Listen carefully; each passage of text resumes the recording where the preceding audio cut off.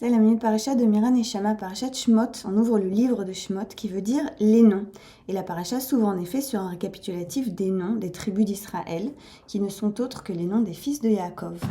Et là, il y a une question qu'on pourrait se poser. Comment ça se fait que dans une culture patriarcale traditionnellement, comme l'était le judaïsme et comme il l'est encore dans une certaine mesure, une culture donc dans laquelle ce sont les hommes qui décident des choses, comment est-ce que ça se fait que le nom des tribus ait été donné par des femmes, par les femmes de Yaakov? Et comment est-ce que ça se fait notamment que le nom des premiers fils de Yaakov, Réhouven, Shimon, Lévi et Yehuda, soit donné par l'une de ses épouses à partir d'une expérience très subjective d'une femme délaissée par son mari? Léa, on nous dit qu'elle est snoua, qu'elle est haïe par son mari, et c'est d'ailleurs pour ça que la source de vie lui fait, dit-on, la grâce d'ouvrir son ventre alors qu'il referme celui de Rachel, l'épouse aimée, comme pour établir un équilibre entre les deux.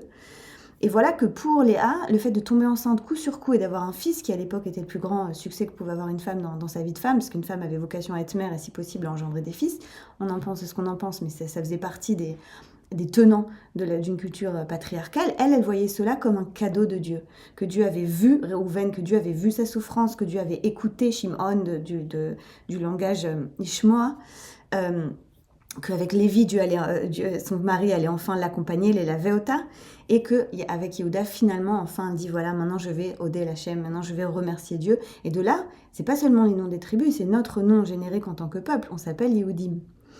Pourquoi cela? Eh bien, le Kedushat Lévi nous dit c'est pour nous enseigner quelque chose d'essentiel dans la spiritualité juive.